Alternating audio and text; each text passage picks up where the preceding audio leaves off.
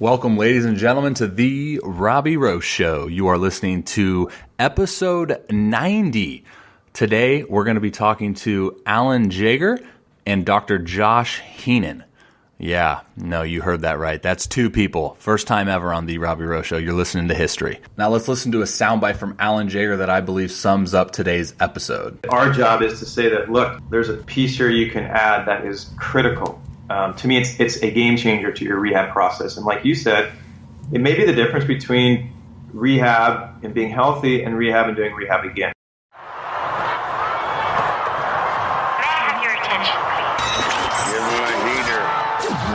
Listening to Clear the Mechanism. The Robby Rowe Show. The Robby Rowe Show.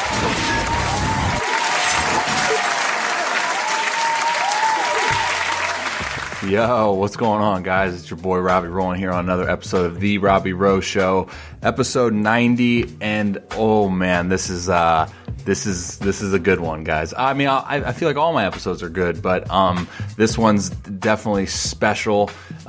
We have two guests, so three-way podcast. I think it's the first time I've ever done it on my show, honestly. So we have Alan Jaeger, who's been a guest on the show before, and we have Dr. Josh Heenan, who's also been a guest on the show before, and just really good insights. We're going to talk about the rehab protocols and how we're looking at those in a way of, you know, being really respectful, like you heard Alan say in the soundbite here.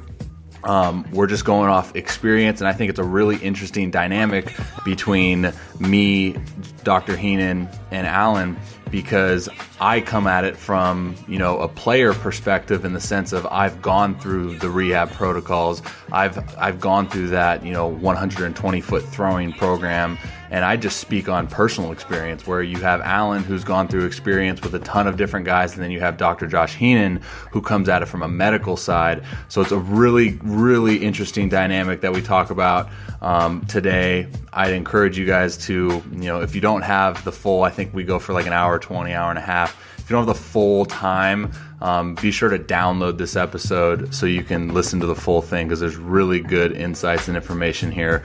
And I don't even want to sit here on the pre-roll and talk, but I will say the show notes for this episode can be found at therobbyroweshow.com/090. I will include everything in there, like literally everything. There's going to be a ton of stuff from Alan and Josh and myself in the show notes. So I'd encourage you guys to go ahead over there and check that out. But yeah, we're going to get right to this episode. Just know that the show notes, therobbyroweshow.com/090 for all of that good that you'll hear about in this episode. All right, guys, thanks for tuning in. My name's Robby Rowan. You can find me on Instagram, where I'm most active, RobbyRow12, ROBBY, ROW12. And if you have yet to subscribe to this podcast, please do so. Yeah, I'd appreciate it.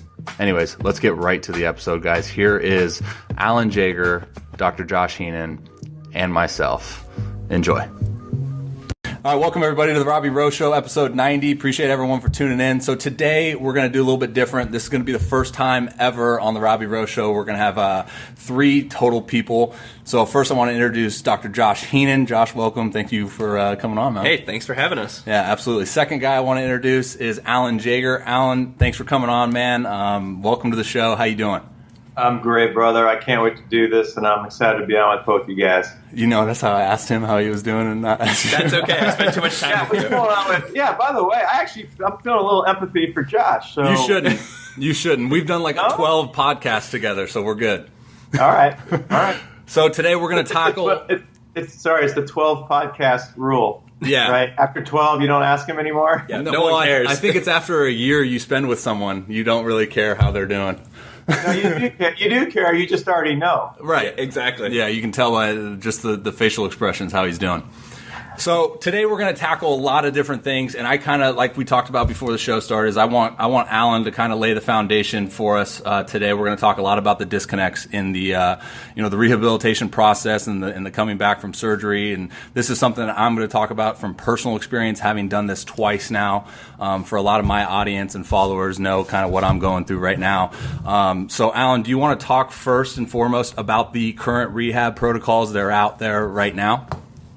Yeah, I mean, I'd say this. Look, we've all talked about this before. I think we all have a tremendous amount of respect and appreciation for, the pioneers, the guys that have laid this down. I personally spent a ton of time doing research for an article I wrote called The Origin of the 120-Foot Throwing Program, because I was actually first trying to tackle, why was there a 120-foot throwing program out there when, all I knew was how to train arms through athleticism, freedom, long toss, letting the athlete be the athlete. So to me, it was a puzzle when I started going to spring training and seeing guys that were capped at 120. And it was really the majority of the major league teams at the time. I didn't really have a pulse, let's say, in college and high school. But at the time, I was going to spring training every year. I went every year for probably about 20 years. This isn't even hurt guys, right? This is for everyone that's actually in a jersey, right? Yeah, because I had a camp that I was training guys in the off season for 2 months leading up to spring training, and I would go to spring training and sort of, just see how things, translated with my guys. I mean, I'm just, you're almost like an agent at that point. These are like your kids, right? And obviously Josh can relate to that. And so long story short is I was baffled. The first year was 97, I think. I was at spring training with one of our kids that was probably out to 330 to 350 regularly, and he was capped at 120 feet, and that was the first kind of moment, crystallized moment in my life where I was like, whoa, what's going on here? And then I started finding out that this was common. Yeah. And so I wanted to find out, where did this 120-foot program come from? And it led me to talking to a lot of people that were really in the know. I talked to Dr. Yoakum. I actually interviewed him in person, one of just the sweetest, nicest, coolest guys of all time that I've met in the medical world. He just really, he's just one of those guys that you could tell he just cared. He just wanted to help. He was all about the highest good, which is what we're all about. Why we're doing this podcast, right. Actually, is about the highest good. And so I interviewed Dr. Tom House. I interviewed the original rehabilitation coordinator guy. That doesn't sound nice, coordinator guy. The rehabilitation coordinator. That's what I call him. And at ASMI, I always met, is Greg Wilk, right, Josh? Yes, Dr. Wilk. Yeah, Wilk. Dr. Wilk, and I interviewed Dr. Wilk. And I basically found out what I sort of assumed happened, is that the 120-foot program was based on rehab, which is where we're going with the show, which is perfect. And so that was my first sort of aha moment. And then over the past, I'd say especially 5 to 10 years, I've just been noticing more and more questions about rehab. I've actually looked at more and more of the protocols. And I think we can all agree, Rob, you going through it, Josh, you dealing with the players yourself, that what the guys originally did back in the 70s, because the first Tommy John we all figured out was 74, we figured out, and I asked Dr. Yoakum this exact question, and it was really enlightening. He said to me, I said, how did you come up with this 120 program? Which, by the way, he actually used the terminology. The 120-foot program was designed to return the players to their organization or to their team. It wasn't necessarily to get them ready to get off a mound, right, from what I understood.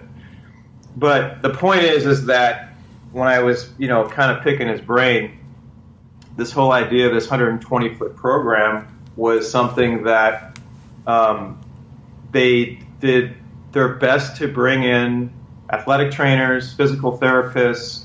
Obviously, they were doctors, and they brought some baseball people, and this is what he told me. And I don't know if they used the traditional progressions and workloads from, let's say, a knee surgery that was, traditional rehab. But he basically said we created a rehab program based on putting a bunch of minds together in a room and obviously using other historical, perspectives of probably other surgeries. And they came up with this 120-foot progression, which we all agree the basics of it are great. There's a lot of conservatism in it, which we're all feel strongly about, with just healthy arms, getting them in shape from scratch. So I feel like the intent was really good. It was very, very conservative. I don't know, there's like a 3 to 4 month window of really gradually getting out to 120 feet. The beginning stages of it. The beginning, the post rehab work, Right. what's called the return to throwing, right? The interval throwing program is called ITP, right? And again, I would say the first 3 to 4 months or so, I have to look at the exact notes, but let's say, Josh probably knows the answer, but let's say the first 3 months, you're kind of working your way out slowly to 120 feet. And I'd say for the most part, it's good in the sense that it's very conservative.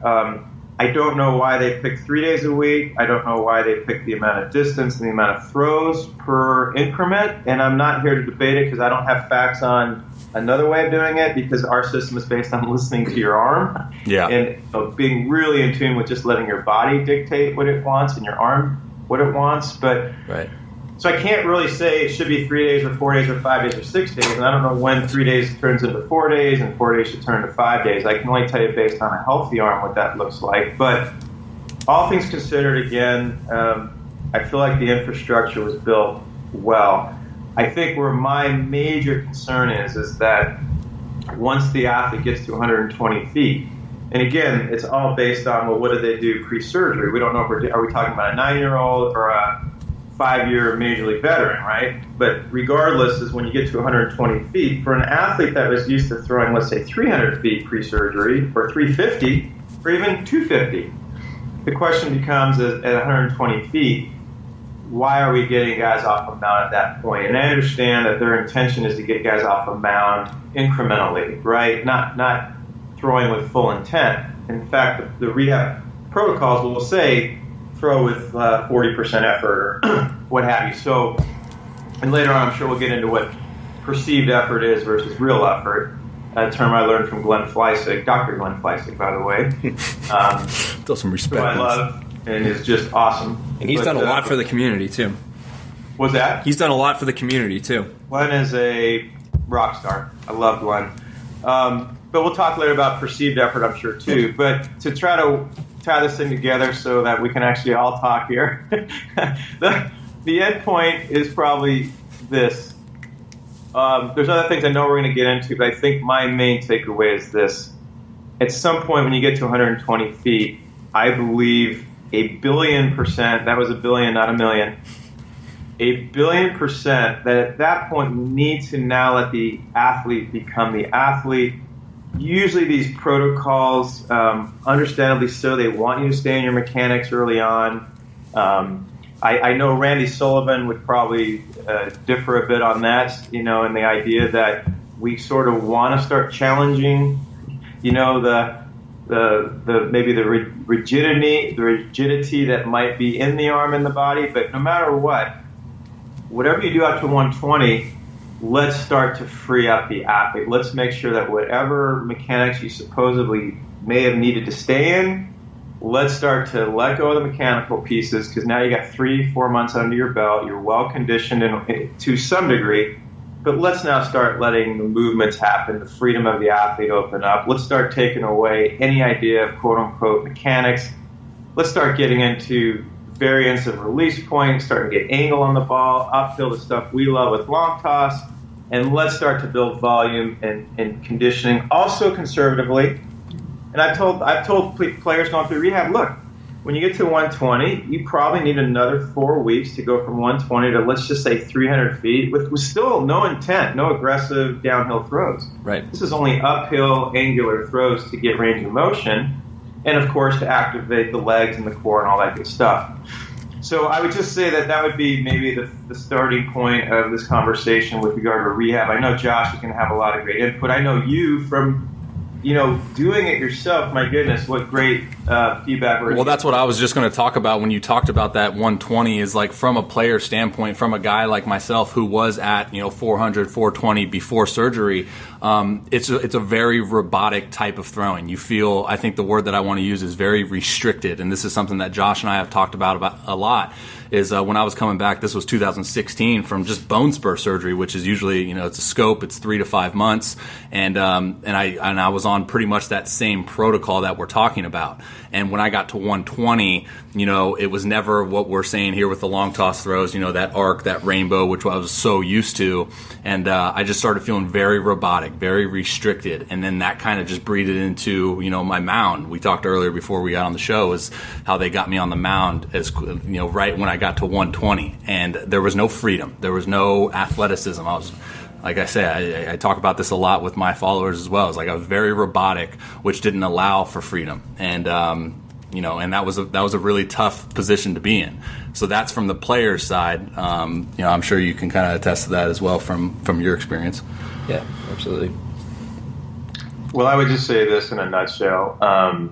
And Josh, I would love your feedback from your perspective of taking the players through the post-surgery, protocols and ramp up and sort of what you've witnessed from maybe players that have done it the 120 way, the traditional way, and players that you've had a chance to work with. But I think to Robby's point, I always think in terms of when I think of that linear sort of more robotic movement throwing program, I immediately just think of, and maybe this is just a visual in my head, but I just think of everything being tight.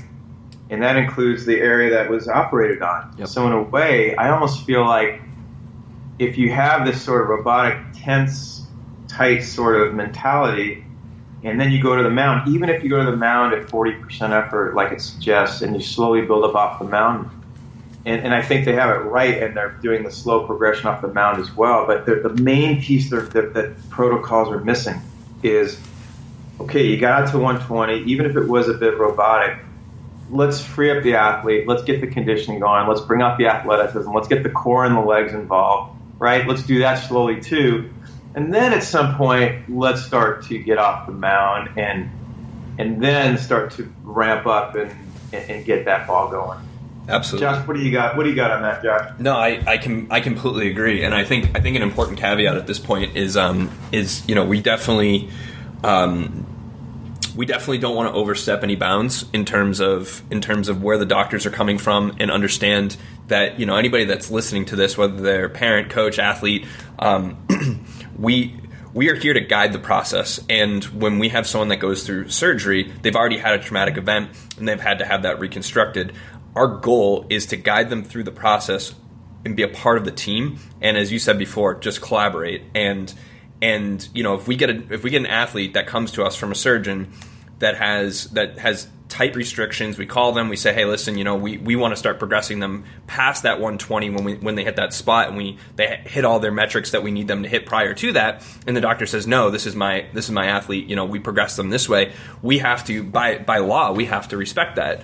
And it's something where, we do see people that go outside of the realms of what they're being told, and they're not our athletes, thankfully, at this point, but that do end up getting injured because they progress themselves too quickly, and they're back in the boat of, hey, I might need to go, have that surgery redone. And that is like, that's the worst case scenario. So I don't want anybody to mistake the information that we're trying to share with everybody, both from the research and anecdotal experiences and training and working through it, from all of our perspectives, and just say, hey, you know what? I heard it on this podcast. I'm gonna let it rip 300 feet tomorrow because Alan and Josh and Robby all think that it's a good idea. It may be a great idea, but we need to progress the field as a group and make sure that we're looking at individual athletes to make sure that they're hitting the parameters they need to and following the guidelines of the surgeon and the overseeing therapist, and really being a team player in that progression. Exactly. And I feel like what we're doing is we're supporting the infrastructure in place. We're not really trying to reinvent the wheel. We're just saying, look, the baselines, the guidelines for that first 3 to 4 month period when you get out to, let's say, 120 feet, all in all, I think it works pretty well. Yes, are there some things I'd like to adjust and adapt to? But we're also talking about the masses, and we all know that it's very, very hard to, which is also why we have to give credit to the original program. It is hard to, come up with numbers and suggestions and recommendations based on countless amount of people. But I do think what we're all talking about today, which is important, is is to respect the system in place, so to speak. But man, do we have to add some pieces that I feel like are missing. And I think the main piece that is missing again is when they get to that 120 number. In some cases, it is out to 180 maybe. I've actually even heard of another well-known doctor that I think their kids are going to get out to 210 before they start the mound process. But regardless, I think that our job is to say that, look, there's a piece here you can add that is critical. To me, it's a game changer to your rehab process. And like you said, it may be the difference between rehab and being healthy and rehab and doing rehab again. It's that simple. I've actually put a tweet out more than once that it basically said, if you want to avoid doing another rehab program from your rehab, you might want to read this article, that Origin of the 120-Foot Program article I wrote, because there is a sidebar in that article that talks about rehab. And the main piece I talk about in the rehab is like, look, no matter what, follow the guidelines that are in place. But when you get to 120, that's your moment. And this is a conversation Robby and I had in 2016. When you get to the 120 and they want you to get off the mound, if you can go on the mound and your perceived effort and your real effort is 30 or 40%, great, because you want to incrementally also get the body and arm and elbow or shoulder used to the slope. But do that like the first week of long toss. You might only go out to 50 to 80 feet the first few days of long toss, right? So incrementally get used to the slope. But I guess this topic is going to obviously come up a lot today, which is when you get to that 120 threshold and they want to start moving you to the mound, you can do that, but just know you are so far away from full intent off the mound. You have, in my mind, to be conservative, you have at least 4 more weeks. And I've told this to players that I don't have to think about anymore. I'm like, look, it might take 3 and it might take 6.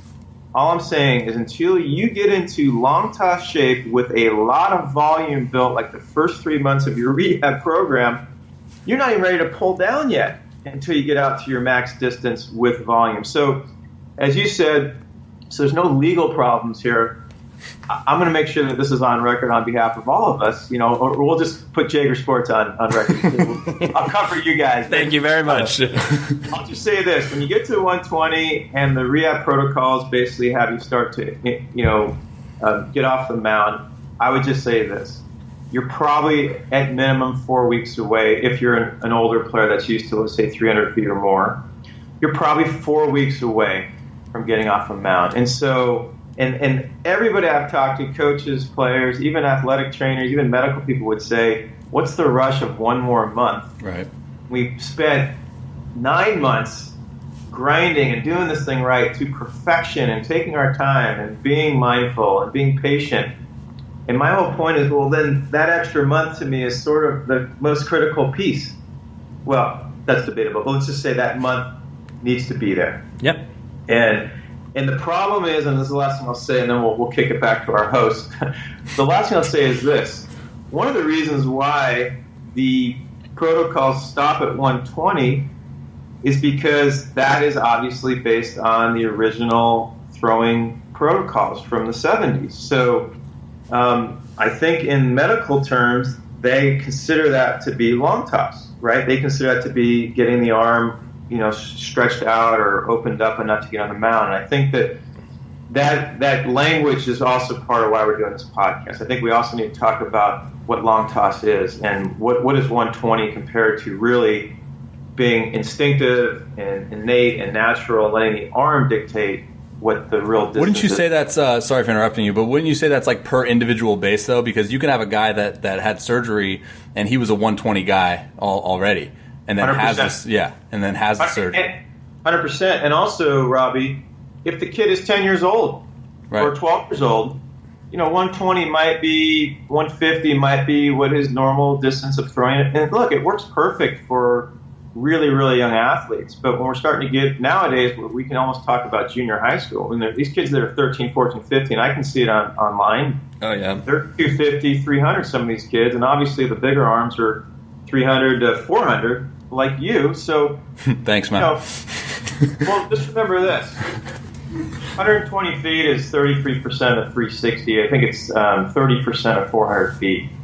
And so this is another real, just simple math way of looking at getting on a mound at 120 feet. For a guy that's out to 400 feet, it's 30%. For a guy out to 360 feet, it's 30%. So what you're saying in my mind is you're really prepping the athlete out to 33% of their pre-surgery comfort zone, if you will.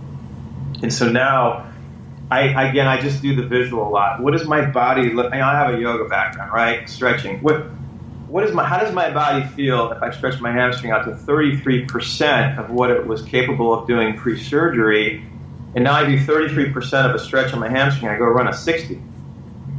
That scares me, right? Like, that really scares me. I think I'm going to blow my hammy out. What's up, guys? It's your host, Robby Rowan here. I just want to interrupt the show very briefly, talk about a sponsor of The Robby Rowe Show in Pocket Radar. Guys, head over to the show notes, therobbyrowshow.com/090 to claim your discount on a Pocket Radar device. Appreciate you guys. Let's get back to the episode. And that's how it feels as a player, too, honestly, because we talked about that 120. So when I was capped at 120 and they were like, okay, we're going to blend in the mound now, I got on the mound and I felt restricted.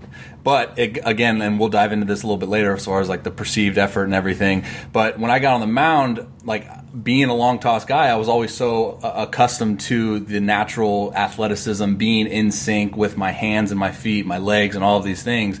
And then being restricted in that 120-foot throwing program, then getting on the mound, I was just taking that restriction and that mechanical, I don't know what the word would be, but very mechanical robotic onto the mound, which also kind of created, for me, bad habits, if that makes sense.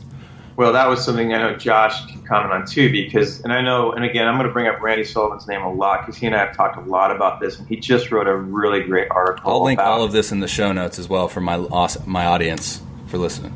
Okay, great. Well, I know Josh and I, this is something we've talked about too, about just, and I know Randy is heavy on this, and obviously I'm heavy on this. It's not just, you do a great job of building the base, conditioning in a conservative way. We all agree that at 120, you actually have a good base, right? You've done it for 3 or 4 months. And so in a way, they've done a really good job of setting the tone. But now we have to talk about not only freeing up the athlete, because you've been very robotic, so to speak, at that 120, but we have to talk about what is that freeing up the athlete? What does it happen when you have the movement constrictions? And now we're putting the athlete back on the mound, and they've spent 4 months doing these real movement constrictions compared to what they're used to doing, the athleticism and the freedom. And so maybe, Josh, I know from your background, this would be a great angle for you to comment on. Yeah, so you've mentioned about how Randy talks a little bit more about kind of challenging the, for lack of better words here, the integrity of the UCL and really just getting the body to adapt the way it needs to, because we are going to become what we adapt to. If we take a cadaver UCL, so a UCL in a non-live human being, and we challenge it, it can handle only about half to about a third of what we're going to put on it on every single throw that we output with high intent. So we know that throwing is 2 to 3 times more challenging on the UCL in terms of valgus stress than just cranking on the UCL as an individual unit, which to me, this is how I got into the whole 90-mile-an-hour formula stuff, is it's one piece of the puzzle. If the UCL isn't there or it's not structurally sound, you're going to have issues. But we know with the surgery, you're going to go fix that. So what's the next barrier that we need to knock down? We need to get strong enough as a unit, because our body decelerates and accelerates as a unit.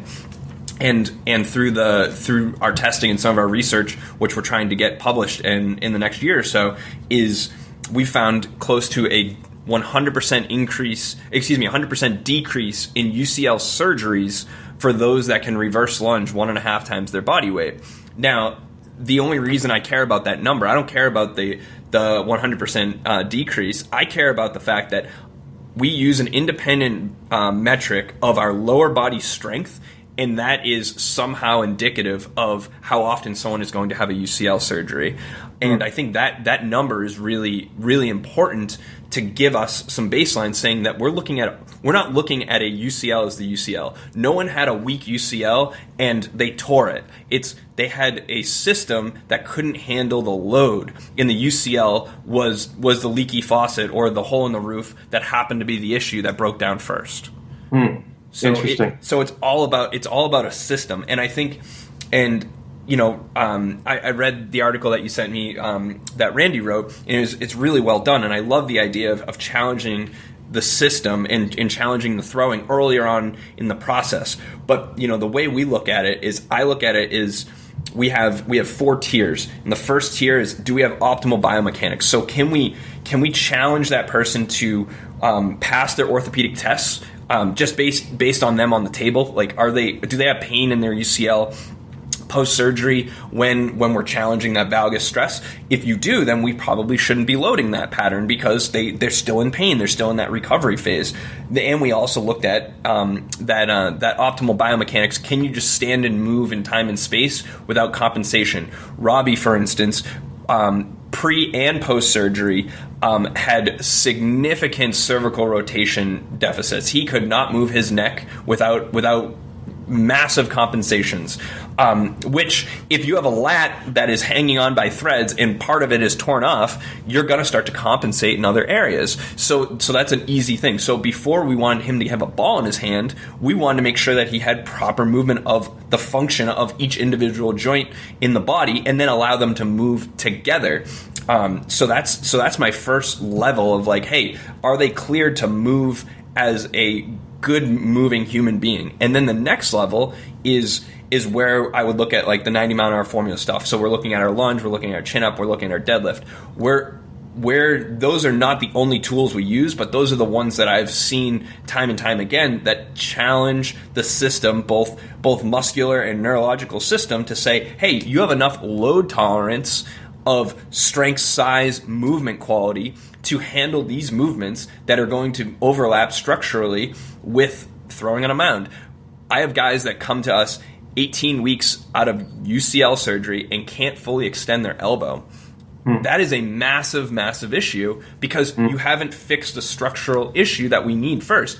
And a lot of times the doctor's orders, depending on the surgeon, is going to say you can or cannot deadlift, you can or cannot chin up, you can or cannot do lower body exercises or upper body exercises post-surgery. Well, I deem that as a huge liability, because we want to load the system the best we can. And if you're 2 weeks out of Tommy John surgery and you're in a brace and your lower body is healthy, I don't see any reason why we can't load that in many different facets without ever having to load the surgical site, without ever having to compromise the integrity of the surgery or anything like that. So then, making sure that we have the foundation of volume tolerance on top of good quality movement as a human being. And we haven't even talked about throwing yet. And I think that's the thing, is, like, with Robby's case, I'm really excited about as he progresses through, because we nailed that first thing. We worked on optimal biomechanics,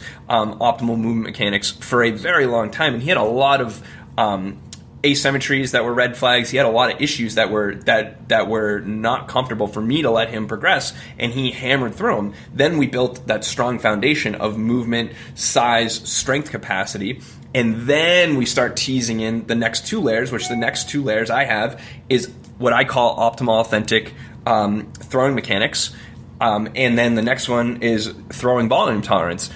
Optimal authentic throwing mechanics, in my terms, and it's a term that I hope will catch on more, and I'm going to write more about it, is when we see someone in the gym and they deadlift, let's say 135 pounds, if their max deadlift is 400, 135, 225, 315, 375, 400 pounds, those movements should be darn close to the same as one another, because you're not changing the movement, you're changing the load. And if you change how you move due to the load, you don't have authentic strength and movement capacity to handle that load.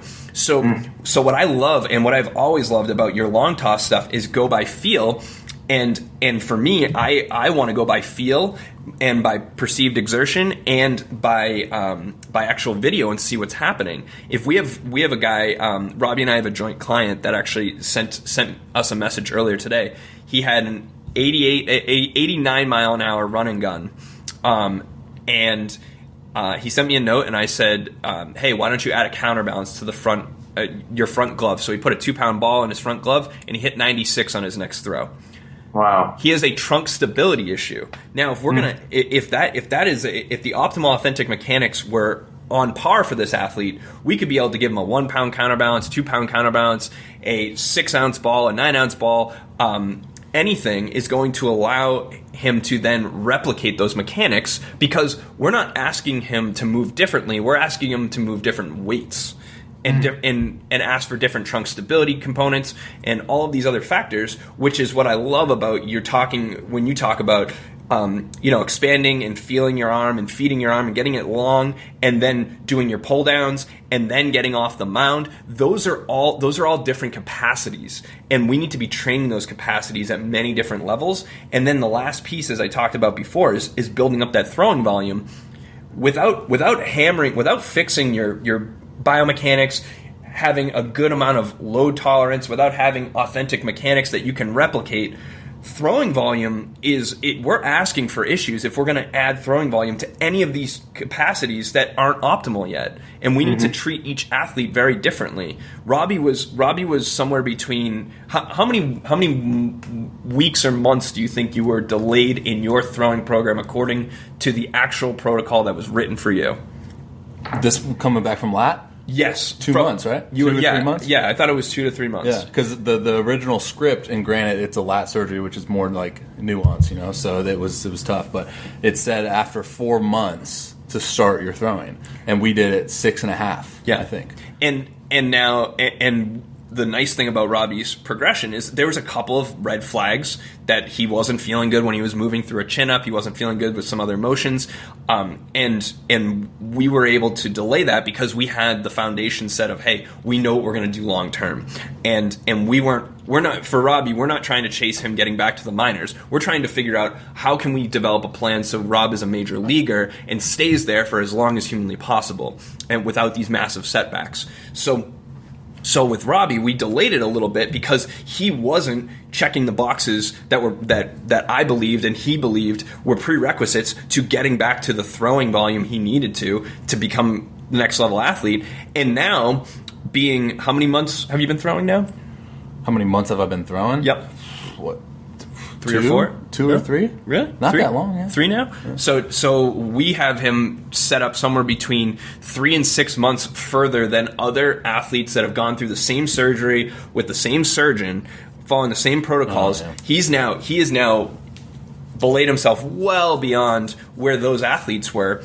And not that it should be a compare Robby versus the other guys, but we know that had we gone back sooner, he would have had some red flags that we may have expedited and created long-term issues or short-term issues that would not have led to his long-term goal. And I think what Randy does well, in my experiences with his work and athletes that we have shared in the past, is he's talking probably in generalities of like, hey, we need to load that area, which I completely agree with. But he's as a therapist and a strength coach, he's already laying the foundation for everything else as a prerequisite. And I believe someone like him, myself, and a lot of the other guys in the industry are looking at it in terms of building those foundations first, and we see them as prerequisites, where a lot of other other people in the medical space or the throwing space are looking at them as like other entities.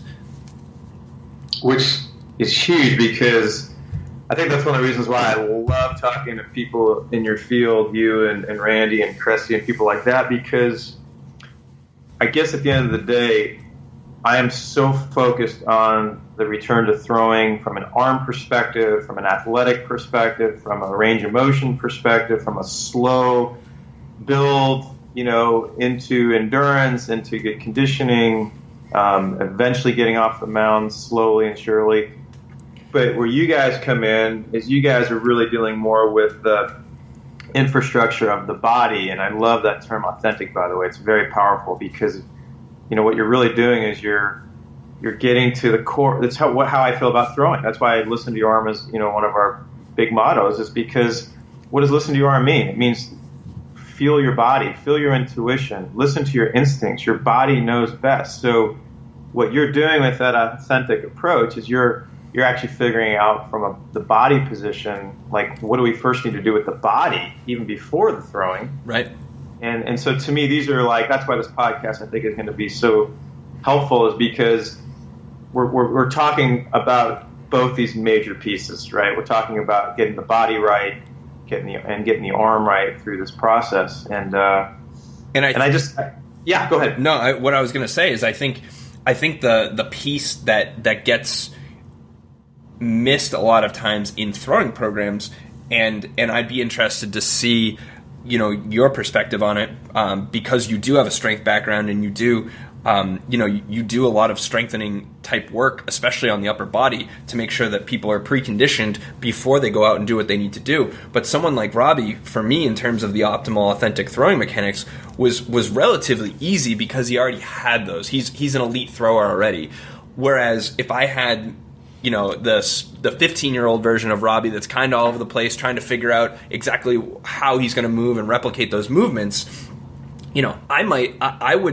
my preference and my goal with him would be to pick up the phone, talk to his surgeon, and say, hey, listen, I don't want him getting back to a return to throwing program yet. I want him to use, in a very controlled setting, plyo balls to remap the arm and make sure that he has the strength and foundation, but also having the arm pattern to be able to start to work into his throws to make sure that we're landing on those optimal, authentic mechanics that he can replicate. Because I feel like the biggest gaping hole in the current throwing programs is we quantify every single throw as the same, and you can go and look at videos of me and Robby long tossing, and my throws in terms of the damage I'm probably doing to my arm playing long toss with Robby versus the amount of strain that Robby's going to have, I'm probably exponentially higher than him because I'm so inefficient and I have such a poor arm path. Whereas, if I'm following that program, it's going to say that my throws are equal to his throws, and that's damn well not true. He's 6'5", 230 pounds, and I'm 5'9", 175. They're very different. I have one word for you, by the way. Fungo. Sounds like my dad. I don't know if he could swing it, though. We'll have to figure that out. Yeah, we need that guy was probably my biggest long toss guy ever. He was probably pushing 400 feet, and I had a glove. I might back in the day with roll get close to 300 feet. When I really wasn't in great shape, but good enough to at least But 300 plus. You got to throw on turf so the ball rolls. Well, yeah, that or concrete, right? But it was the glove in the left hand, catch the ball. I actually had a batting glove under my hand too, by the way. Catch the ball, drop the glove, fungo piece, and it worked like a charm. And then when he got back to about 250, I started pulling down a little bit, and it worked out great. But listen, I think that what I love about this podcast is that what we're really doing is we're exposing some situations. We're really bringing to light, what can you do? I think we're all about the highest good. Look, at the end of the day, this is simply about, from my 29 years of experience, your background, Josh, Robby, your background, your playing experience. I think what we're all trying to do is just say, look, we've all done a lot of studying. We're all very intimate with this field. We all are very passionate about this field. And I think that people just need to hear that, look, just when you get your throwing protocol on your packet, to just know that, yes, it's from very reputable doctors, and we know that they do a great job with the surgery and the post-surgery stuff. But I think what we're trying to say is there's another massive piece coming that they do a good job of maybe getting into 120 from a throwing perspective. I know, Josh, you would say, and I'm sure Randy would say, that piece also, though, before throwing, there are some really important things that need to be addressed as well. But look, I think that the best thing that could come out of this is that it provides some awareness, I think is the key word for people. I want people to be able to come to this podcast and say, okay, wait a minute, I got my protocol, okay, great. This stuff makes sense to me, but I did go to 300 feet pre-surgery. I do, now that Robby mentioned it, I did notice out to 120. Yeah, I felt pretty conditioned in my arm in a way, but man, my body and my release point, I mean, I felt very tight and tense. Out of sync, yeah.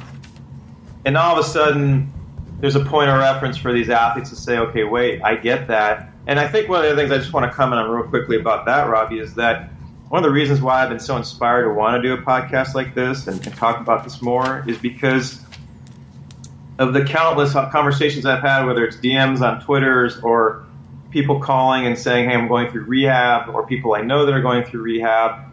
And I can't tell you how fast I send them the article I wrote, and I basically say, look, do what you got to do out to 120. You know, the therapist, everybody's doing their best to make sure that, you know, you're as prepared as possible. But when you get to 120, I'm just saying at that point, when they want you to get off a mound, you know, with deep, sincere appreciation, thank your physical therapist, thank your rehab people, and just say, okay, now I've got, and this is maybe the most important point I'm going to bring up today. At this point now, I need to listen to my arm. I don't know if it's 4 days a week or 5 days a week. I don't know if I'm going to go up to 130 tomorrow and then back to 110 the next day, or take a day off. But all I know is that I'm now going to listen to my arm because I'm in good enough shape. I've spent 3-4 months of doing very light conditioned throwing, which is great. Now it's all about truly getting in tune with your arm and your body. And again, this does not have any, I mean, I know this is, Josh, your whole piece is just another whole massive piece that people really have to address to and look at. But from just the throwing perspective alone, my goodness, that 120 piece out to whatever, again, I can't say this enough. Just plan on it being another 4 weeks. It might be 6, it might be 3. Like you said, look, you delayed your throwing 2.5 more months. And I would say this too. I asked you, and you've been throwing now 2 months. You're out to 400 feet, and I asked you if you were penning it for a separate reason we were talking about, and you said no. That excites me because what you're telling me is that no, I'm at my max distance, and I'm maybe even building volume at my max distance, or I'm putting more days together with my max distance, but I'm not even in shape yet to get off a mound. I mean, think about what that means to me based on this whole conversation today. That's exactly where I want the athlete to be, whether it's 400 feet or 270 feet. It's learning the hard way too. Right, but you are now officially at a point where if anybody had any type of surgery, and this includes Josh's stuff as well, you are now in a powerful position to dramatically influence that person's rehabilitation process. And not only that, put a lot of the best insurance possible going forward in their career. As Josh said, that you don't want to just return and be a pretty good pitcher, but you want to come back and be an animal and maybe have a 10-year, 15-year, 20-year career in the big leagues, whatever it is. Yeah. And I just feel like the current protocols, I know they've done a good job of again, setting the foundation up, but I just think that this is what we're all talking about today. You know what's tough too, man, is like everyone wants answers and absolutes. And yes. I know from like a lot of like my clients and people that reach out to me on my social media, it's like, hey, how many throws should I be doing at this distance? What is my set amount of reps and set amount of sets for this? And it's like, and I think I piggyback off what you talk about a lot, man, is like there's no set right or wrong answer. I think the biggest thing that we can get from this podcast is like identifying, you know, what it is going to be for you as an individual. Because like I touched on earlier, is like I've come across guys in my career, played with multiple guys that, you know, that throw freaking 110 miles an hour that cap it at 120. And then I've met guys that throw 400 feet and throw 100 miles an hour. So I think it's about identifying from an early age what is going to, you know, Josh touched on this too, is like what is going to put you in the best possible situation for you to be the best possible, you know, pitcher or thrower that you can be. And I think a lot of people that are too quick to think or ask for, you know, the answer of, hey, what should I do? Like, what is the answer? Like, only the athlete's going to know that. You know, it can't just be on a piece of paper, in my opinion. And if I can just Josh. No, you got it. I want to piggyback one quick thing, and then Josh, it's all you, brother. I think because of the standard protocols that have been around for 45 years, as we all know, there are increments of 40 feet to 50 feet or 50 to 60, right? We know there's a certain amount of set throws that are based on, you know, their best estimation. But we all know that these protocols all have hard and fast numbers that, again, they don't intend it to be that way. I'm sure they write stuff and at the beginning like, hey, these are suggestions. But as you said, Robby, there are usually numbers and distances associated with your throwing, and that's why when you get to 120, the average athlete, not only are they encouraged to start getting off the mound, but even if we just said, oh, no, keep going, well, they're going to look for numbers. Mm-hmm. They're going to look for parameters, right? And I almost used the word, when you were talking, I'll tell you the word that jumped out at me, discovery. When you get to 120 and you've done the parameters correctly, and like we all keep saying, it does the job to at least give you the base and all that good stuff and be conditioned well. Now it's time for you to discover, okay, now I need to figure out what does my arm want to do each day. Forget about distance, forget about allotment of throws. Just let the arm breathe, let it stretch out, let it do what it wants to do, and start integrating your athleticism and start creating variance in your body and variance in your release point, and just do it the same way you did the first 4 months. Just do it slowly. And your arm is your body, your mind, your arm, it's so smart. It's going to tell you after 4 months a very intimate relationship with it and the protocols. Connectivity too, yeah. And so discover from 120 on out, what is it? Is it another 2 weeks to get to 300 feet? Is it another 6 weeks? And then once I get to 300 feet or whatever that magic number is, do I want to build more volume before I start pulling down? And then you have to integrate the pull down phase also slowly, right? Like maybe your first few days of pulling down are 70%, 80%. And that might take another week to build up to 100% of pull downs. And then we can argue. Sorry? I said I haven't even really pulled down much yet. Right, but at some point you will, and it might be 3 days, it might be 2 days a week, and then it might be 3 days a week, and then at some point you'll be ready to integrate some 80%, 70% off the mound, even though you're probably 100% ready to go off the mound. Right. But you'll integrate that slowly. That's why I say 4 weeks to me. It's probably, to do it right, it might be more like 6 to 8 weeks. And maybe players don't want to hear that because they've spent 9 months already. But it's big picture. It's not the here and now. I think that was a disconnect for me too. Is like I felt good, because I did have the surgery and I wanted to do all of these things because you want to get back to throwing. We touched on that before we started the recording. Was like it's no disrespect against a player to want to get back to being game ready. So they're antsy to get going. So when someone says, "Hey, get on the mound," you're like, "Let's freaking go, man!"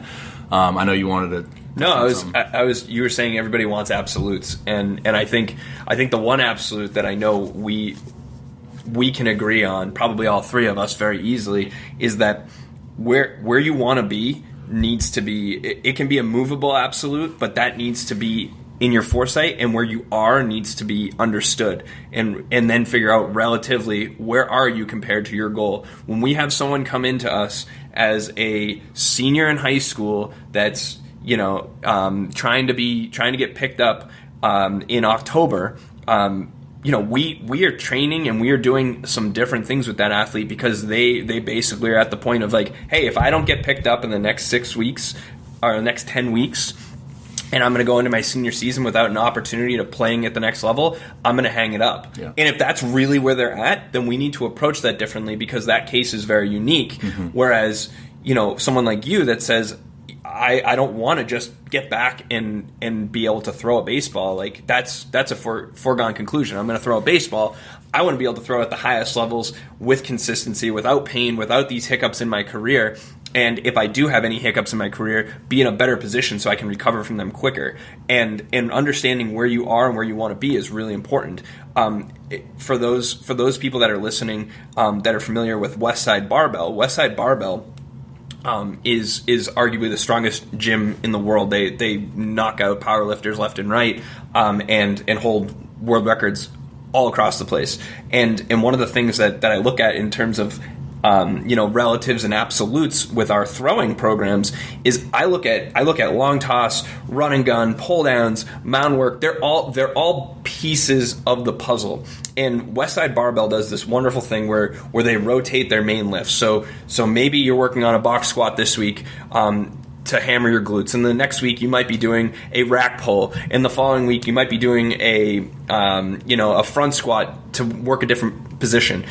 What they're doing is they're circling around their main exercise, which is going to be their back squat, but they're working on different tools to help enhance that one thing, because at the end of the day, if they can move the needle for an extra 5 or 10 pounds on someone's back squat, that might be another world record, and they know they're going to have to hit it from 100 different angles to be able to get it. And I think that our long toss, run and gun, pull downs, mound work, plyo drills, weighted baseballs, all of these things are pieces of the puzzle. The amount of guys that we have that come in and are like, hey, I can long toss 350, but I'm 82 on the mound, and then also having guys that are hey, I'm 93 on the mound and my long toss is 260. Those don't line up. And when you can find something that doesn't have a full bucket yet, I think you run to that and you make that one of your strengths, or at least bring up the weakness of it. Because notoriously, if we have a guy that's 270 feet in a long toss and 93, 94 on the mound, there's a lot more in the tank because they're not athletic enough to get into that long toss. They haven't fed their arm enough. They haven't discovered the positions. They haven't done all the legwork that someone that has with the long toss. And I think it's about knowing yourself and knowing where you are and being realistic to the fact that, like, these are all tools, and understanding that if one of your tools is not at the same level as the other ones, that's the one you need to work on. And I think that's where we all come from, whether you're working on your long toss or whether you're working on something in the gym with me or whether you're working on, a pitch mechanic that you're doing on your own. So I don't know. I think that is an absolute. Yeah, I think that's 100%. But that's something that you can absolutely see too. That could be like the glaring thing. You know what I mean? Right. And I don't know, Alan, if you wanted to piggyback off of that or any experience you've had with that too. Yeah, I love, the first thing I thought of is I heard Von Wolfworth use this term a while ago, blending, diversifying. Yeah. But let's face it, well, look, in yoga means loosely union, right? So you're trying to fill out the entire picture, right? You have to, even though it's about throwing, it's like, well, how do you have restrictions in your left quad? I mean, your left quad being tighter than your right is obviously going to affect your throwing. And so I love that you brought that piece up, because there are so many parts to this that, yes, we're talking a lot about throwing and obviously a lot about your authentic ideas as well for the body, which are all awesome. But let's face it, there's a lot of things you have to look at. So that's another really good point you brought up. So when you're talking about rehab, you have to consider there's a lot more to rehab than maybe just even the two main pieces we're talking about today. There's a lot behind that as well. I do want to comment also on one thing you said that I thought was so important, is that when I deal with athletes that are going through rehab, here's what I tell them. Something along the lines of what you were bringing up, Josh. I tell them, erase the dates. Forget the future dates. All they're going to do is get you in trouble. Now, you gave us an example where, look, a kid may come to you and say, look, I may hang up this might be the end of my career. It's worth it if we cut a few corners and I get 85% back, because it's either that or I'm going to school and I'm not playing baseball anymore. And I get it. So you're like, okay, we'll do the best. And just to clarify, we would not do that with a rehab case. We would do that with a healthy athlete that says, hey, listen, I'm 87 now. I need to be 92 for a showcase. Otherwise, I'm screwed. Okay, we may push it a little bit in areas we wouldn't agree on. But I would never challenge the integrity of a surgery or potentially destroy someone's career off of something like that. No, you don't want to get them re-hurt. Yeah, exactly. Well, even in your example, I felt like you meant that even a post-surgery guy, you would still treat it with integrity to where the kid would be healthy. He wasn't going to get hurt again, but he's like saying, look, either get me back in 4 months instead of, I know it says 3, or I'm just going to hang up my career. And you're like, okay, as long as I feel like you're healthy enough. But my point is this, whether it's a rehab arm or a healthy arm, I've always defaulted to this comment. I think it's one of the most important things for an athlete to hear. Erase the dates. Forget about it. Because we've all dealt with players that something's going, and this includes just the buildup from a throwing program for a season that starts in March. My point is this. I just need to know, what steps do we need to take to get you in the most animalistic beast mode shape of all time? I don't know if that's April 1st or June 1st. You have to get that out of your mind. I know because you went through rehab and the seasons, you're You could come back in June and get 3 months of the season, or you could come back in September and get 1 month of the season, or you can come back in time to do instructional league, or if you do it right through the fall, you'll be ready for spring training. And my advice is that's all dangerous. Forget it. We're gonna look at if we go back to listening to your arm and allowing your arm and other things that we're talking about today to get in shape correctly. Robby delayed 2.5 months to get his body right with things that you're working on before even he started throwing. Whatever you need to do it right, you have to do that. The second you introduce a date, it's sort of like we talked about this earlier. I'm glad this is another way of segueing it in. We talked about what is the other message you get when you get to 120 and you start getting on a mound. Even if they tell you to sort of back off, your spikes are touching the dirt. You're psychologically thinking, man, I'm not really that far away from maybe getting in a game. The adrenaline kicks in, right? I mean, anybody that's been on a mound knows that it's just, or any sport, the adrenaline's going to kick in. You actually feel good. You've been doing 4 months of very slow build-up. So your arm is actually in relatively good shape. And so to me, that date I'm just glad this has come up because this is something that always comes up with me with athletes, healthy or not. You have to eliminate the dates. Look at this is a straight mental game now. Eliminate the future. Get back to the process. We're going to crush your process every day, whether you're at 120 or 320 or 420, whether you're pulling down or not pulling down. We're going to hit each mark, and I know this is right up your alley, Josh, from a medical background. We're going to hit each marker the way it needs to be hit, period. When we're ready for the next step, we'll go to the next step. And I don't know what day of the week it's going to be. And I don't know what month it's going to be. And I don't know what season you're in. And to be honest with you, I don't want to talk about it. And what it does, I've learned with athletes, it liberates them. Because the second they think, I need to be ready by X date, none of us know because everybody's different. Everybody responds to rehab differently. And we may find out, Josh, as you know, like with Robby might have said, look, the rehab protocols say do this. If we go conservative, I can do that. And I can probably be ready to start showcasing my arm, October 1st for teams or whatever. And all of a sudden you're like, well, that's great. Let's plan on that. Well, meanwhile, you realize, nope, we got 2.5 more months of work to do. Yeah. What does October 1st matter anymore? When did it ever matter? Exactly. It never matters because you figured out that we need 2.5 months worth of work to do, period, before we even start throwing. Right. Now, you may call me, Robby, and say, hey, I'm at 400 feet, man. I'm airing it out.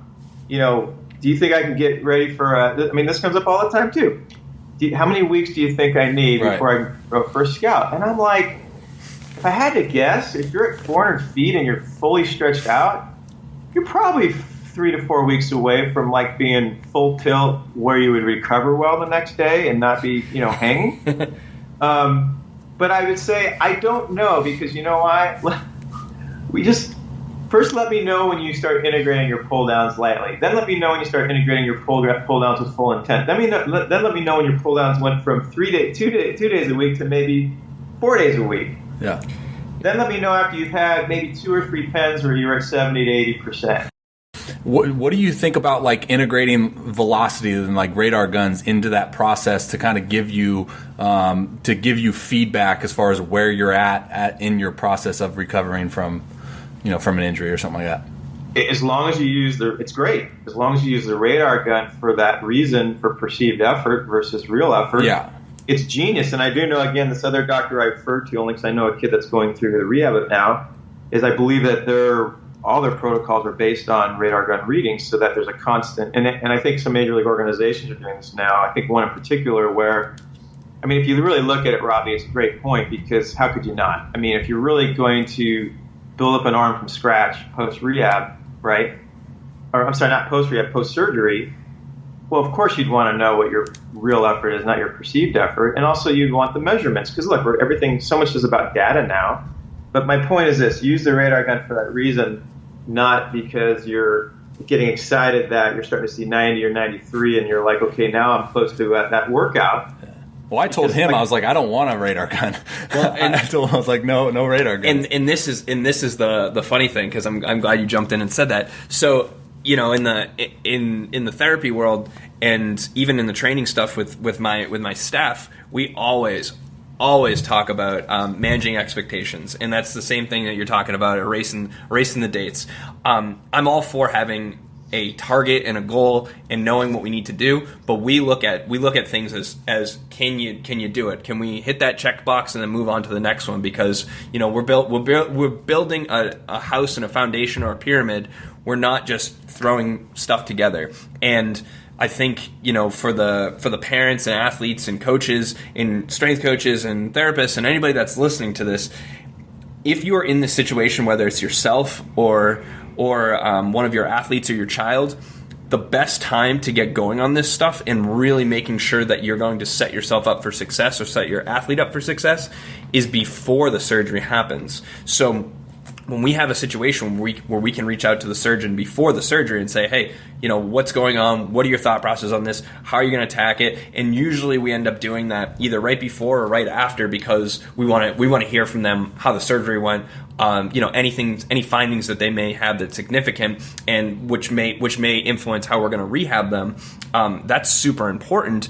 But it's also a good time to set the tone with everybody, and basically, we've taken with our UCL stuff, with the permission of the surgeons, what we do is we basically have two protocols. We have what the surgeon has as a protocol, and we verify that the surgeon says we can modify it if we want to based on our own findings, and we say, all right, this is where the surgeon wants you, and this is where we want you. And we have check boxes which will say, hey, listen, you need to be able to do this, this, and this, and then we're going to start to, allow you to load your elbow a little bit, and then we'll do this, this, and this, and then we'll add in some reverse throws, and we'll keep building on those things. But we're now managing the expectation of, hey, Robby can long toss 400 feet. When can he pull down? Well, I don't know, because he hasn't pulled down. And I don't know what he's going to look like on the mound, and he may feel like crap on the mound because he still isn't used to going down the slope. And really understanding that you need to, these are all stepping stones, and managing expectations from day one,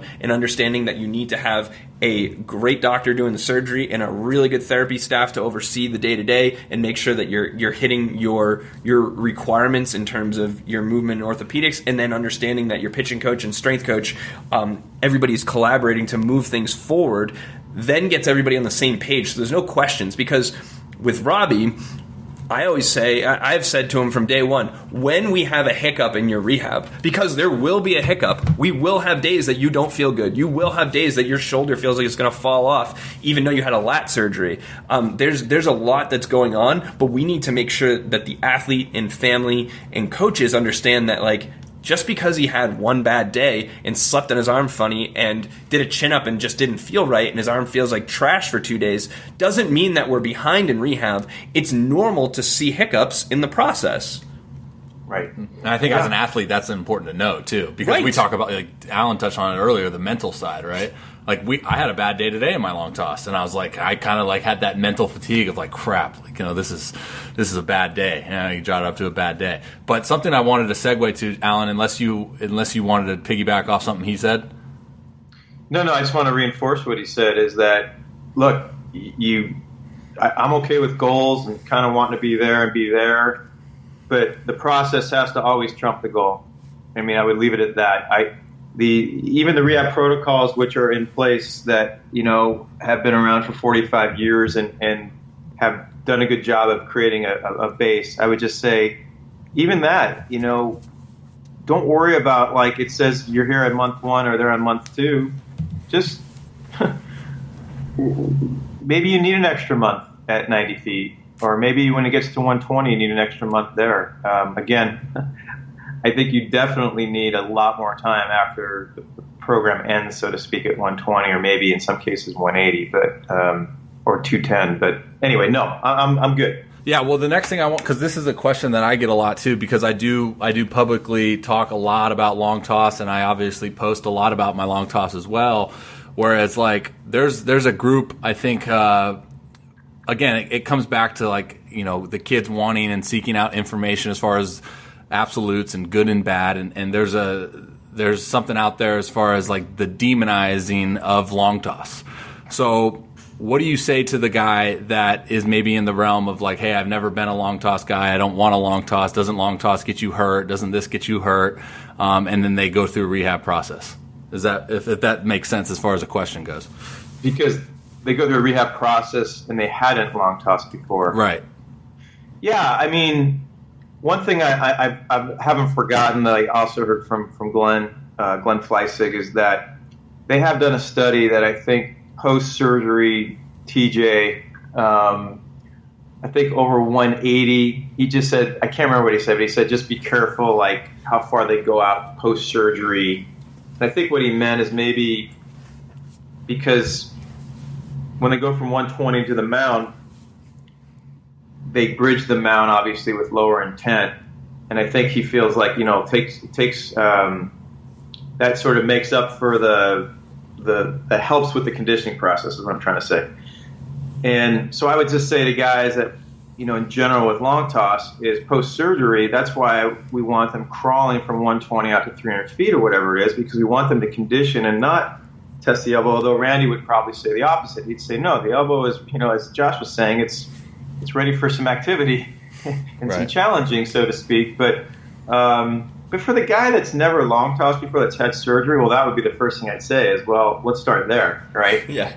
You're not a long toss guy, and I'm not saying everybody has to long toss, but I would just start with a very simple formula. Well, you didn't long toss and you had surgery. That doesn't mean that's why you had surgery, but I'm going to go out on a limb and say that might play a role and maybe a huge role. Yeah. Yeah. I mean, look, it could be from throwing too many sliders, but or long tosses and doesn't throw 90.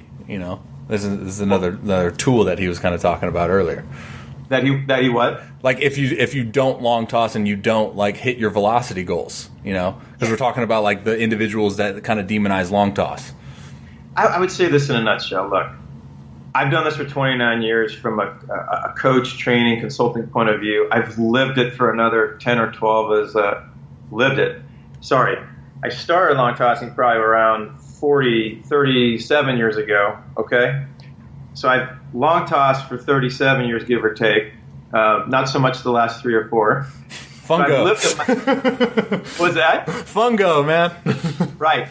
But I've lived it for most of my life.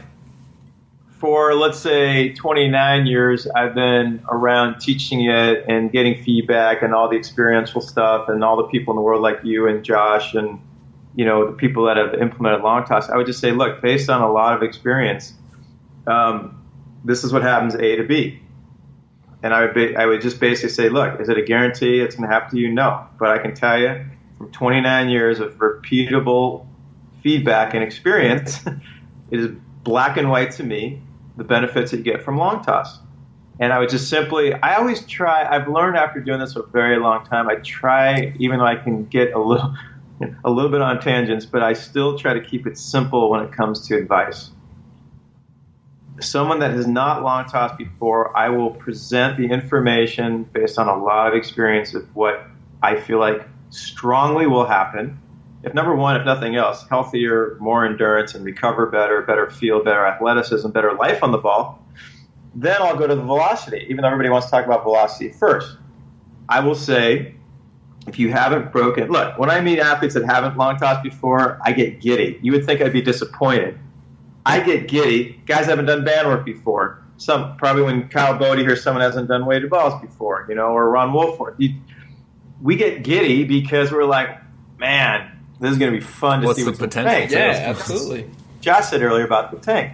So for me, I would just like to, in very simple terms, let that athlete know what's available. You can only lead a horse to water, right? But I've learned from years of doing this that I'm pretty blunt in a way, in a nice way, and I basically say, I just feel like you're really going to miss the boat on your career, and I can't guarantee that it's going to make that big of a difference. But I've been doing this for 29 years, and I can tell you, the degree and amount of feedback consistently over the years is just unbelievable. And I feel sad in a way. I feel just sort of like how we would feel about talking to someone who's never done any meditation or done any breathing exercises before, hasn't done yoga or stretched their body out. Josh is into this really deep, authentic way of dealing with your body and really understanding it. And so we all feel that these are areas to life that it's just a bummer if you don't get a chance to experience it. And so whoever's demonizing long toss, I would just say, look, if you haven't done it before, first of all, what are you demonizing if you haven't done it? That's my problem I have problem, issue. Oh, that's a nicer way of saying it. The issue I have with people that demonize long toss, I can't say this for a fact, but I'd go out on a limb and say they've never long tossed before. Because if they had, they would probably know that it makes their arm feel really, really good. Right. It makes their body feel really, really good. And by the way, long toss is also good for the brain. Right. Because what people don't understand, unless you've long tossed before, is when you long toss and you're hitting this different variance, so to speak, and you're opening up your core and you're opening up your legs and you're freeing up your arm and you're freeing up your body, it frees up your mind. Totally. It oxygenates your brain. I wrote that in my blog. What's that? I said I wrote that in the blog that I just did. Same thing, the mental aspect. I'm sorry. Go ahead, Josh. To jump on that, so I've been studying Chinese medicine for probably 10 years now, and just finished up another master's degree in it. And there's I think the Chinese medicine stuff is so blown out of proportion because it gets this woo-woo feel, and there's a lot of practitioners that push it that way. Which is not the way I look at it. I look at it as a way to innervate the neurological system and teach the brain some different things, and seen some pretty profound things. The thing that acupuncture respects, the thing that our screening process respects in the clinic, the thing that long toss respects, the thing that yoga respects, is challenging the nervous system and basically finding that white space or that gray space that you currently either don't have access to or that you haven't had access to in a while. And I think challenging that gives you a better neurological input to figuring out where you are in time and space.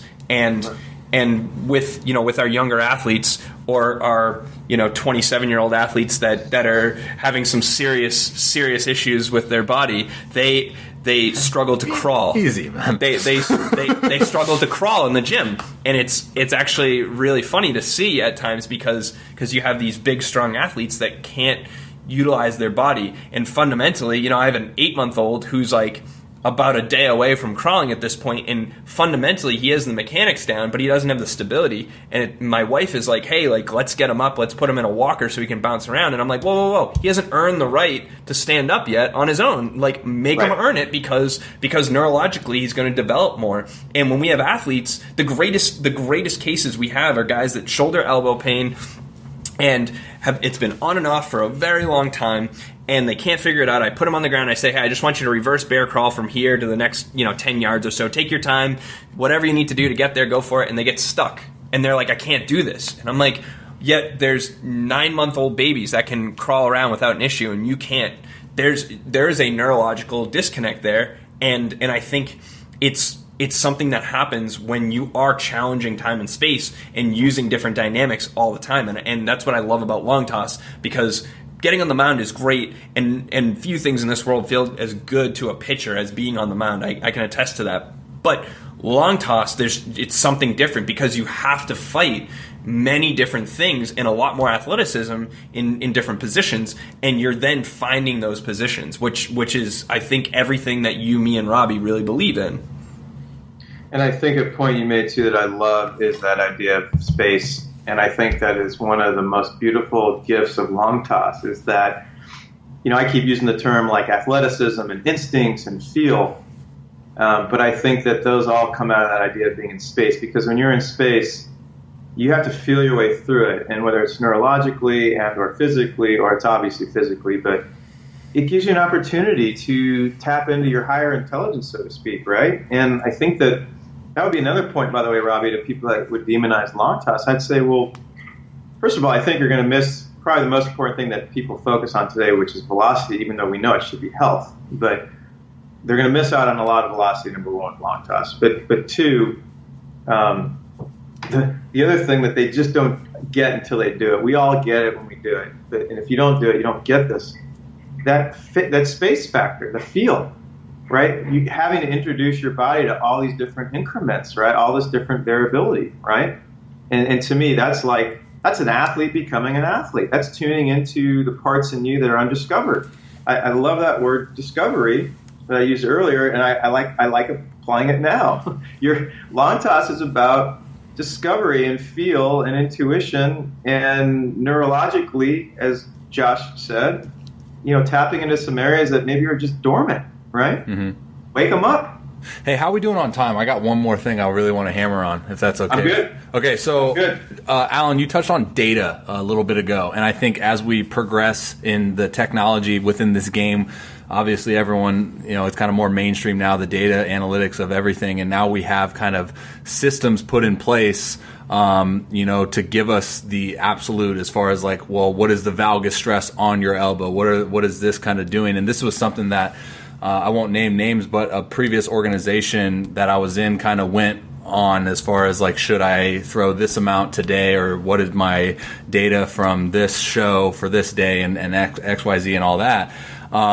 And I think that's where you start getting into like, oh, well, we shouldn't do long toss and we shouldn't do flat grounds because the valgus stress on your elbow shows that it's too extreme and that puts you at risk for injury. So I kind of wanted to just open up the conversation and kind of hammer that, because that's something, those are questions that I get too now that I'm kind of publicly posting more about, I guess I can just name the company, Modus Sleeve, who has the sleeve that shows the stress on the elbow and all that. I've been getting more and more questions about, well, should you do that type of throwing if the data that you get back is in a negative connotation? I don't know if you wanted to start that. No, let Alan.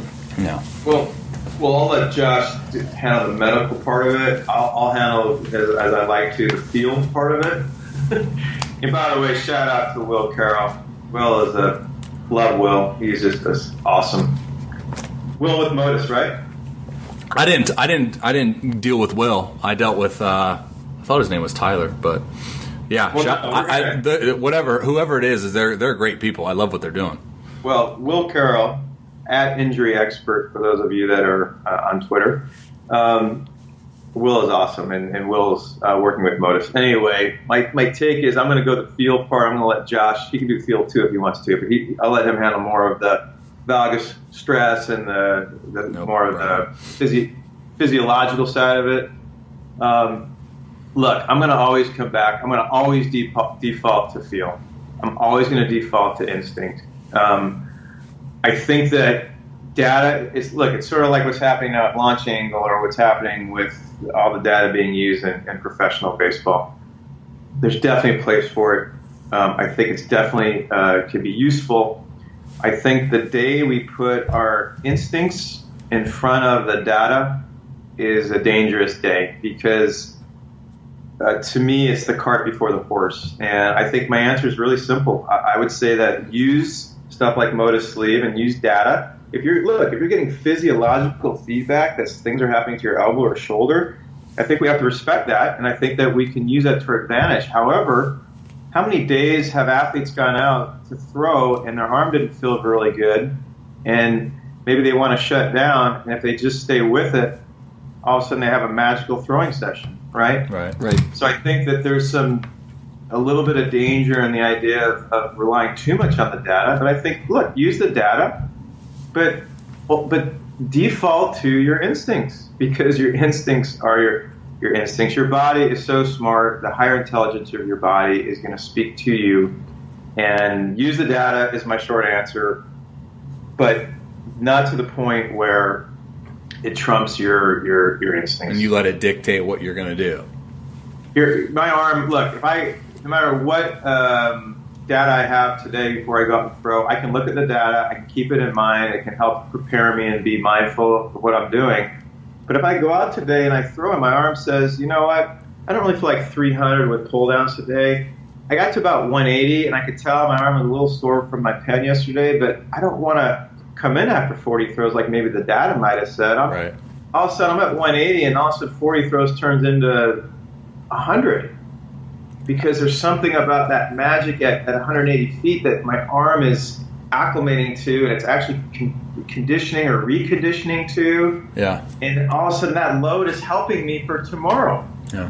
So I'm curious what Josh will say from maybe more of a medical background, but from a field background, I cannot get away from this line. Listen to your arm, trust your instincts. I completely agree with going on field to an extent. With our athletes, I think the one thing that seems to be discredited by a lot of organizations, not just professional, but college, high schools, private institutions that are working with athletes, is what they've gone through and what they've felt. We always ask our athletes, what has worked in the past, what makes you feel best, and whether or not it's clinically validated doesn't matter to me, because it's that is their data point of how they felt is a data point, and that's something that we need to respect. And with in terms of qualifying and quantifying a lot of the throws, more quantifying it with, say, valgus stress, I think it's super interesting, because the data is going to lead us into our next revolution. And we need to follow the data and be smart about how we apply it. But I always go back to the simplicity of what we're trying to accomplish. And there's some really good. Modis has put out some good data on long toss, for instance. And there's arguments to be made. There's a lot of arguments that can be made for and against long toss based on the information they put out. One of the things that they put out was that once you hit, I forget what the exact number is, but I think it's 270 to 300 feet is where people have the most valgus stress. And some people are taking that information and they're saying, wow, that's a lot of valgus stress. What's up, guys? Interrupting the show once more to talk about another sponsor of mine in Oat Specialties. Guys, if you want a discount on any products such as tap-weighted balls, shoulder tubes, connection balls, weighted baseballs, bell clubs, all that, head over to the show notes and claim your discount today.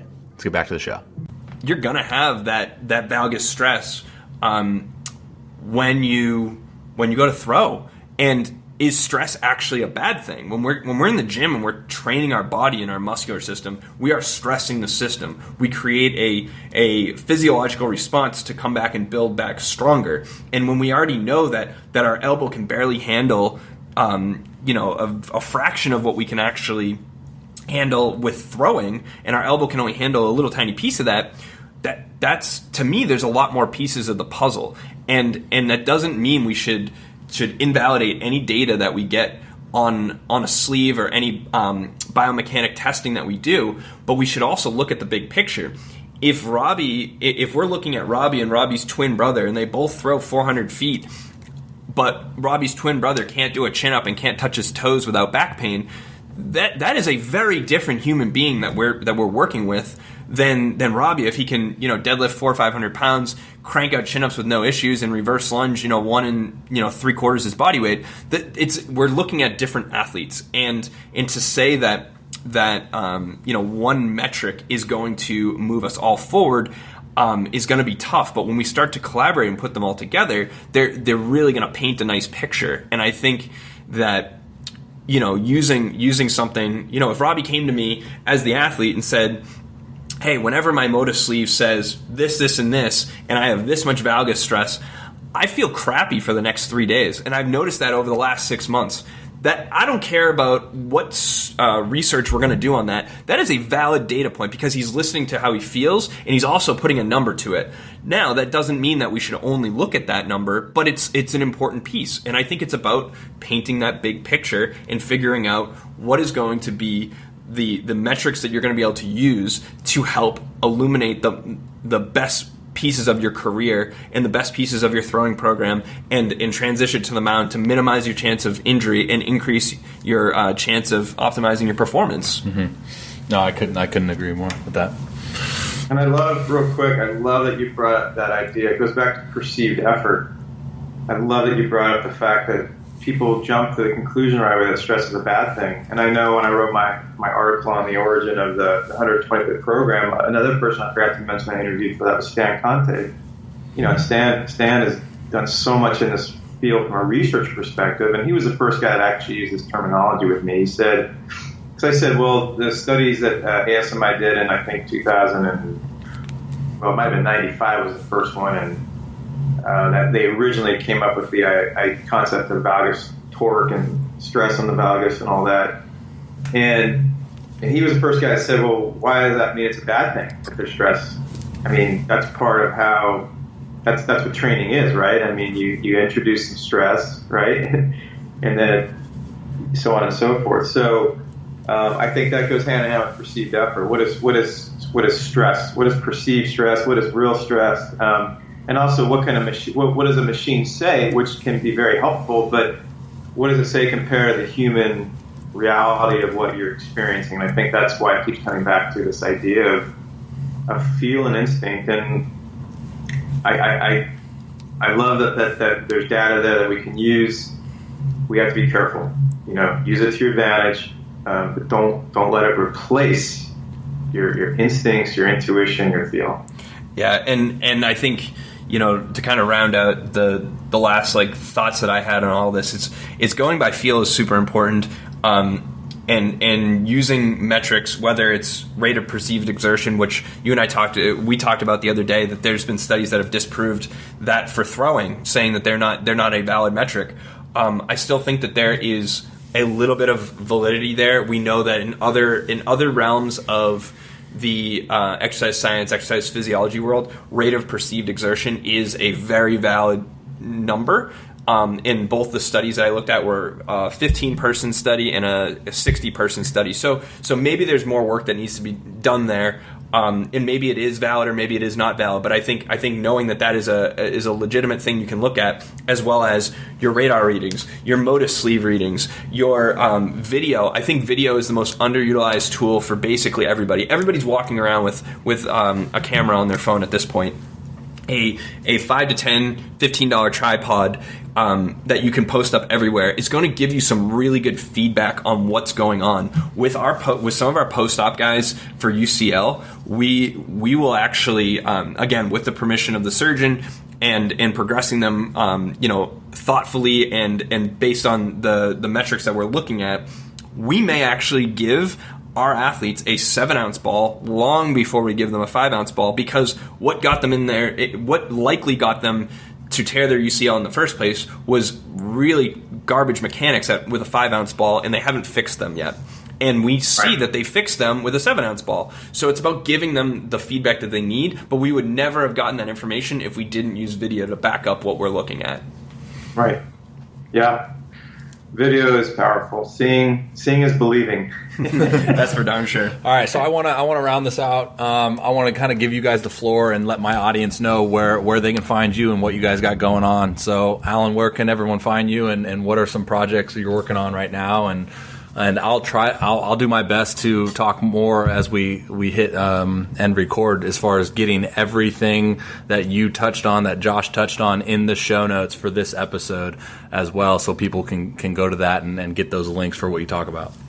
Yeah, for sure. And by the way, let me throw out one other thing. Not seeing could also be believing too, right? I had to get that in there.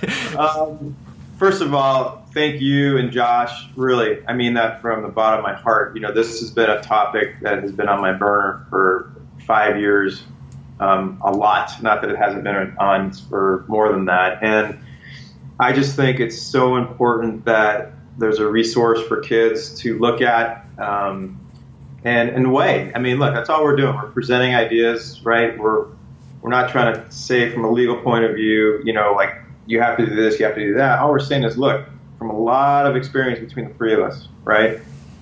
We just want you to be aware of feedback and input and things that we've seen that have worked, things that we've seen that haven't worked.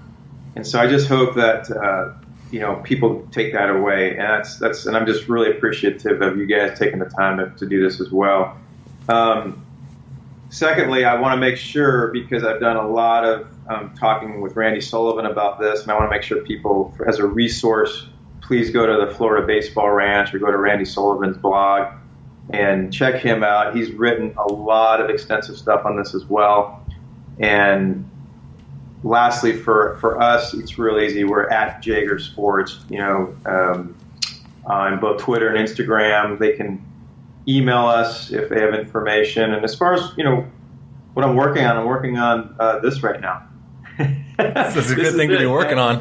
Right now it's rehab and this topic. But no, you know me, man. I'm constantly, I've been pushing real hard lately at the mental game. And I think the last thing I'd say is I've really felt gratified the last 6 months to a year. More and more teams are posting pictures and videos of their teams laying down and meditating at practice, and it's becoming part of the culture. And I just hope that continues to grow, because I feel like we're talking today about health and well-being and optimizing your life and your career path, and I can't help but get a plug in about the importance of just from a life perspective of breathing and relaxation and meditation and all that. So I'm always going to, make sure I sneak that plug in as well. But no, man, I just want to, again, thank you guys, because this to me is, I think, just been a cool opportunity to get a lot of good information out there. Josh? Yeah. I'll be sure to include the 3-part podcast that you and I did probably 6 months ago. I'll be sure to include that in the show notes as well. There's a lot of good information in that too. So, Josh, what do you got? Well, first, thanks both of you, Robby. It's always great to be on here. And Alan, I got to say that I've met a lot of people in the baseball industry, whether it's in the strength and conditioning realm, therapy realm, athletes, and I have, since our wonderful IHOP experience, I have nothing but the highest things to say about you. You are one of the few human beings that I've looked up to when I was younger, in terms of really challenging the status quo of throwing and feeling your body out and understanding the mental well-being of a lot of that, which I read your writing from the get-go, which was amazing, and you really have lived up to the hype that I had in my mind of the person that you are. You're as genuine in the writing of your articles as any video I've ever seen, as sitting down in IHOP or sitting on a call like this. So I really appreciate that, because as someone that's come from the baseball world and dealing with a lot of professional athletes and professionals that are anything but professional, it's really nice to have you as a leader in the industry that is able to showcase that on a really real level. So that's super appreciative. In the J bands, I will say that we do not. If you don't, I don't know if you follow us on Instagram or and I know we engage on Twitter, but we do not really promote anything within my company, just because there's so many moving parts to it, and if there's a good product, we will gladly tell people, hey, run out and grab it. And anytime someone asks me about J-bands, it's an easy, you got to go grab them, because they're durable and they work really well for our athletes. And it's not something that we directly program for them regularly, but it's something that basically every one of our athletes uses in their pre-game warm-up, because I think that's something that is a part of their mental routine, which I think is just as valuable as any external rotation or internal rotation they're going to get pre-game. So that's wonderful. And then for the audience, I think I'm going to put up Robby's throwing program. We're going to sit down and we're going to go over a couple things to make sure we kind of formalize it and make sure that people could see what you did on Is this a past tense thing, or? Yes. Okay. And we'll include how we're going to progress it moving forward, right, including I have video of most of it too. Right. And so I'm going to put up that as at joshheenan.com/throwing, and I'm going to have some other stuff in there too in terms of what we've talked about today, in terms of our 4 bullet points and things like that. But anybody that has any questions can feel free to shoot me an email or send me a DM at Dr. Heenan on Instagram, or most likely send it to Robby, because that's where it seems to all go now. PA, the 90-mile-an-hour form. My virtual assistant. Yeah, so I'll include all that for those of you listening in the show notes, therobbyrowshow.com/090. Again, I'll include all that in the pre-roll. So, gentlemen, thank you so much for taking the time out of your day and hopping on. It's been an absolute pleasure. Appreciate you guys. Yeah, and thank you for having us, big man. Appreciate you, man. Thanks, Josh, for the kind word. All right, guys, thank you so much for tuning in to today's episode. Like I said earlier, if you have yet to subscribe to this podcast, I encourage you to do so. And if you've liked this podcast, go ahead and let me know by leaving a review on whichever platform that you listen to it on. And that's all I got for you guys today. Make sure you head over to the show notes to check out all of the other things that we talked about in this episode. And what else do I got? That's it. I'm your host, Robby Rowland. As always, much love. God bless. Until next time.